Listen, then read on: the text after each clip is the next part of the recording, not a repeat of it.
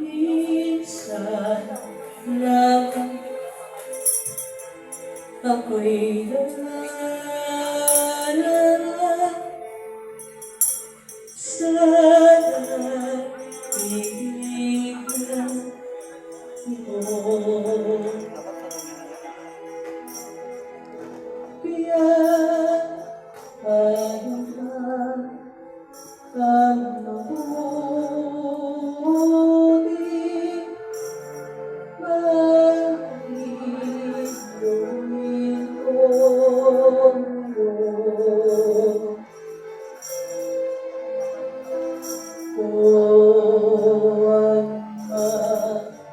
magkabutihan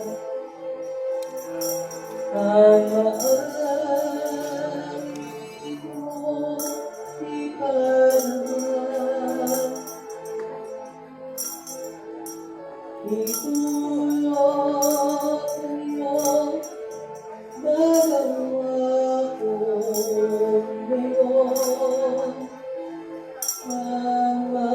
mga bagay na ito. Nawa'y akong iyong ipagpaliban, ipagpalad pangalan, sapagkat di ako muling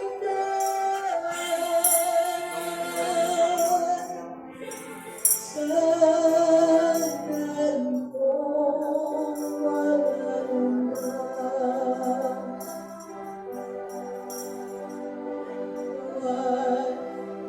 walang akong itong ipagpaliban o ipagwalang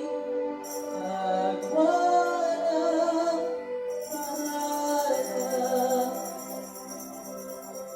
sapagkat di ako muligtas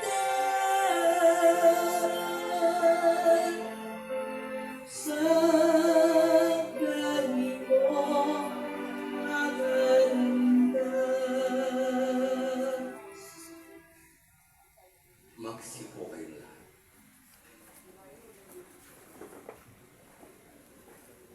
Mga kapatid, marahil sa kauna-unahang pagkakataon nang kayo'y dumulog-sapang, ay wala kayong ibang inabutan.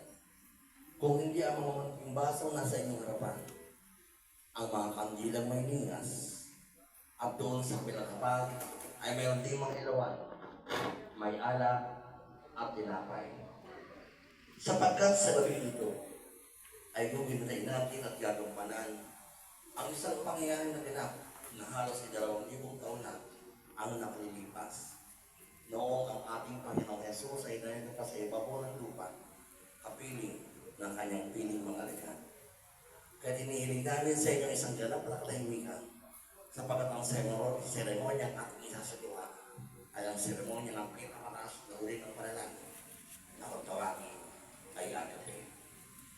At sa seremonya ang ating gagawin, ang inyong rektor ang kakatawan bilang ating Panginoon, ang inyong mga vice-rektor, ang kanyang pangunahing mga delegado, apostol, at kayo, ang mga disipulo ng mga bagong panahon bilang mga bagong magiging kursilista. Noong panahon niyo, sa tabing sumasapit ang piyesta ng tinapay na walang libadura, naging kaugalian ng mga Hudyo ang magsama-sama, magtipon-tipon at magsalo-salo upang maiparamdam sa bawat isa ang tunay na kahalagahan ng pag-ibig at pagkikipagkapwa. Kaya nang sumapit ang piyestahan ng tinapay na walang libadura, ilan sa mga lagad ng ating Panginoon nagtanong, Guro, saan po niyo nais daw sa mapunan? Tumugod ang ating Panginoon kasabay ng isang pag-uutos. Pedro, Juan, magtungo kayo ngayon doon sa bayan. At ang unang lalaking yung makasalubong na mayroong isang banga, sa kanya kayo magtanong. Daglig na malimang mga inutusan at doon nga sa bayan, ay nakita nila ang lalaki ng pasambalang. Nang ito ay kanilang tanungin, sila ay pinagsama sa isang bulwagan kung saan ang lahat ng bagay na gagamitin sa ato ay nakahanda ng lahat. Daglig nagbalik ang mga inutusan at nagsulit sa ating Panginoon. Nang marinig ng ating Panginoon na nakahanda ng lahat ng kanilang gagamitin, daglig siyang tumayo at sa kanyang pagkakaupo, inihakbang ang kanyang papatawang bayan. At ngayon mga kapatid, ang ating pagsasudala ng huling hapunan. At sa naturang hapunan, kinuha ng ating Panginoon ang tinapay. Itinaas niya yun, nagpuri at nagpasalamat at ibinigay sa kanyang mga alagad.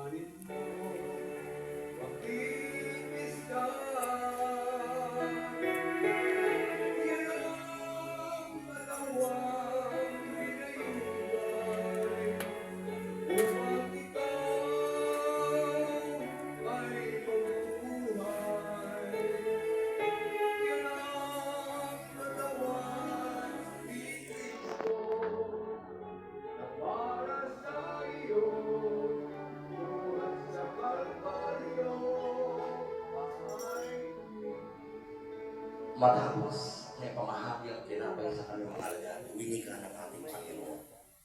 Ito ang aking katawan na inihando para sa inyo. Mga kapatid, sabay-sabay po ninyong kainin ang tinapay.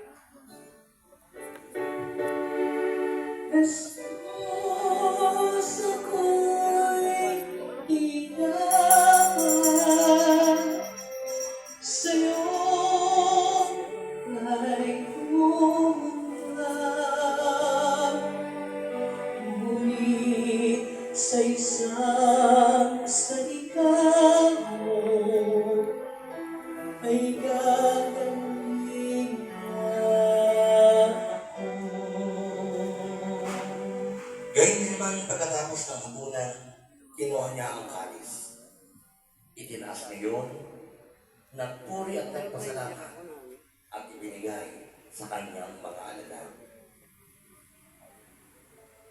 Lagi natin ginagawa. Gusto ko rin siya.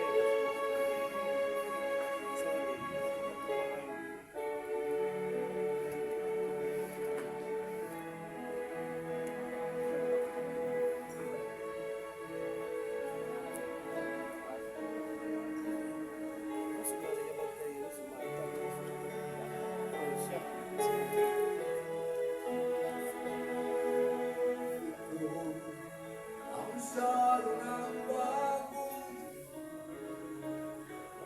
inumin mo.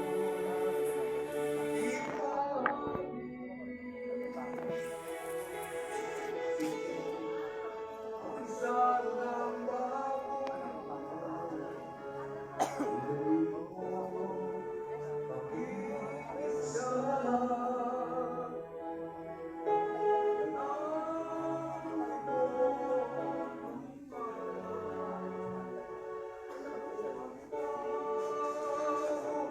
At mabuhay, yan ang dugo ni Kristo na para sa iyo, buhat sa Kalbaryo ay tumingin.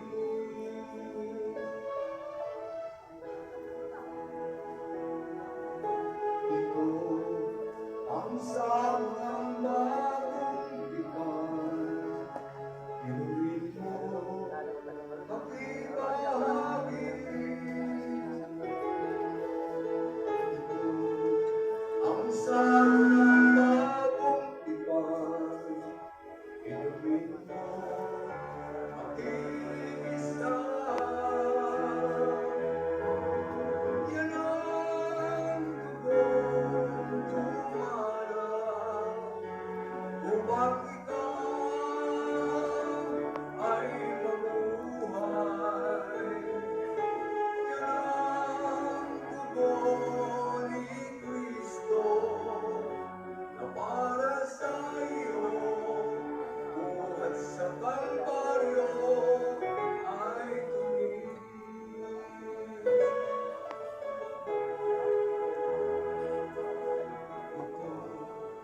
Ang saro ng bagong tipan, inumin mo, makibahagi. Ito ang saro ng bagong tipan, inumin mo, makikisa. Yan ang dugong dumarang upang ikaw ay mabuhay. Yan ang dugo ni Kristo na para sa iyo, buhat sa Kalbaryo ay tumitis.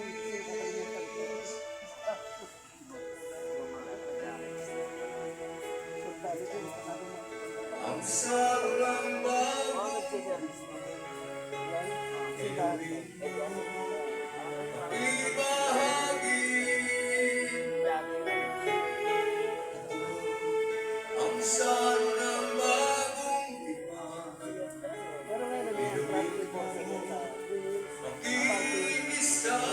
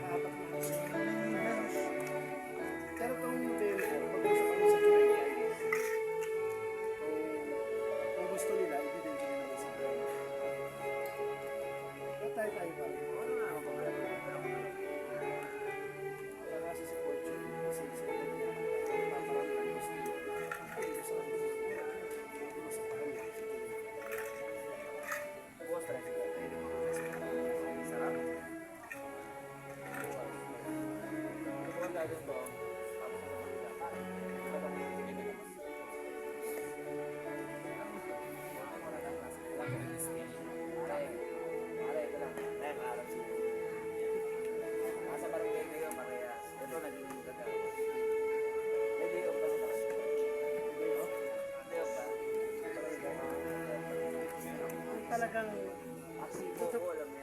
tutuparin mo talaga yung tungkulin mo. Hindi ka pwede magkaya kasi kailangan ng tao. Yung trabaho kasi, ako nga totoo sila. Galit na mga anak ko sa akin. Galit na asawa. Dalawa sila. Kapag makikita ko ito. Hindi ko lang pakialam doon. Pagka ako pero, hindi, seryoso lang. Ang cellphone ko pag kumana, pag binuksan ko yan, dami beses. Pag binuksan ko na alas 8 yan,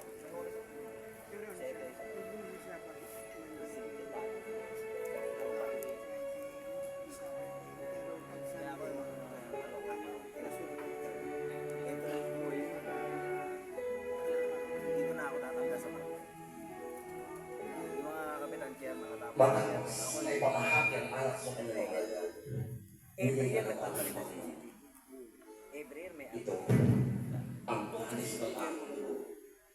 Ang dugo ng bawat mga nasa iyo sa ating pagpupuhos sa iyong pagkakawang ng kasalanan. Gawin ko pa natin bilang pag-aalaala sa akin. Mga kapatid, sabay-sabay po ninyong inimin ang anak.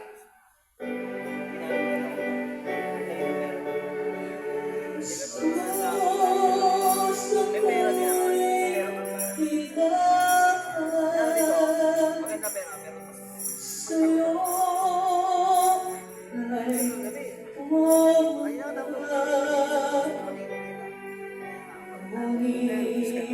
Sa isang salita mo ay gagaling ako. Matapos ay pakain ang tinapay na sinisag namin ng katawan at maipinom ang anak na sinisag na puto. Muling hinawakan ang ating Panginoon ng karis. Itinaas niyo at nag-usap ng ganitong mga kaya. Ama ko, kung maaalis na ilong mo sa akin ang sabang mo, naglalaban ng dalawang bagay. Ang kasalanan mo sa liputan at ang pagpapakasakit na walang pantay. Subalit, huwag masunod ang nais ko, kundi ang kalooban mo.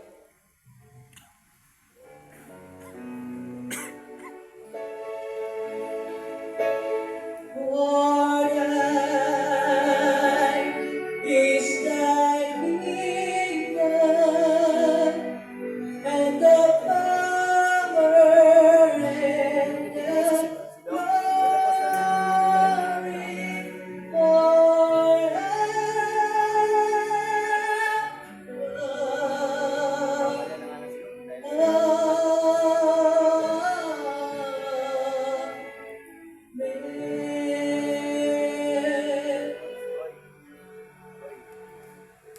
Ngayon ay ganap na ang inyong pagiging mga alagad sa porsilyo nito. Mga minamahal naming kandidato, muli yung pagmasdan ang hapak na inyong pinaroroonan. Natatanglawan ang 12 ilawan sa buwan. 12 ilawan sumasakisat sa 12 alagad ng ating Panginoon na nakasama niya sa panahon ng kanyang pangalakan. 12 alagad na ngayon sa porsilyo nito kayong 41 ang siyang makatawan. Subalit malinaw at maliwanag sa kasaysayan ng muling hapunan na namin ang anak ng Diyos na yung matawi ang mga katagang isa sa inyo na aking pinili ang magkakaroon sa akin. Kahit manawarin sa porsilyo ito sa inyong 41 ay walang magsilbing hudas sa simulain at layunin ng porsilyo. Pagmasdan yung hapak na kinaroroon na ng inyong mga pangalawang ama at ang inyong ama ng klase. Natatanglawan ng 7 ilawan. 7 ilaw ang pilit na bibigay ni Diyos. Pilit na diliwanan. 7 ilawan na sumasakisap sa 7 sakramento na kanilang tanghali ay itinuro sa inyo ng ating mga diwang pagtulot. 7 banal na bagawain, 7 banal na palatandaan na kayo ngayong 41 ang magsasabuhay at magpapalaganap pagbalik sa inyong komunidad. Tungkulin iaatang sa inyo ng porsilyo. Pagmasdan nyo at kilalanin, aninagin ang kaanyuan ng inyong mga pangalawang ama. Marahil mayroon kayong kaibigan, kamag-anak o kakilala sa kanila. Pero sa kabuuan, hindi nyo sila lahat lubusan na nakikilala. Sila man din katulad niya ay mayroong tahanan, may mga pinagkakaabalahan kahit kayo mga kabataan. So para kayo pasapan kanilang iniwan upang kayo ay samahan sa klaseng ito. Ang inyong rektor, mas naging mabuti si Brother Tony. Marami na nakakilala sa kanya, mas sa inyo. Hindi po siya mayaman. Manapay ng umuhay ng naaayon sa pangailangan. At hindi rin lihim sa inyo ng klaseng ito ay pag-aalaala niya sa kanyang klarawan. Pero ang lahat ng yun ay kanyang isinisantabi upang kayo ay pangalagaan sa klaseng ito bilang kayo ang kanyang magiging mga anak. Sana mga kapatid ay huwag masayang ang kanilang sakripisyon pagpapakasakit para sa bawat isa sa inyo. Hindi sabihin ng kapatid o kabayaran sa kanilang mga ginagawa. Ang tanging lang nais sa bawat isa sa inyo ay meron kayong matutunan sa proyekto, sa kursiyon ito para kayo mag-isang magandang bahagi ng bukas ng darating. At nais kong sabihin sa inyong lahat, aming mga kandidato ng tinapay at alam na inyong tinanggap, ang inyong magsisilbing hapunan sa gawing ito. Opo, inuulit ko, yan ang inyong magsisilbing hapunan sa gawing ito. Sabagat huwag kayong malungkot, sabagat ay pagkain ng inyong kaluluwa, magpapatatag ng inyong pananampalataya. Bakit naman ang KKKWG ng inyong return ng klaseng ito na bukas ay tatahan mo kayo sa maraming mga kapatid. Kaya kinakailangan nyo rin ng lakas ng katawan. Kaya narito, nang dahil sa alam pagmamagal at pag-ibig sa inyo, ang tunay na pagkain ng katawan sa salyo ng Tiktoki, de Colores!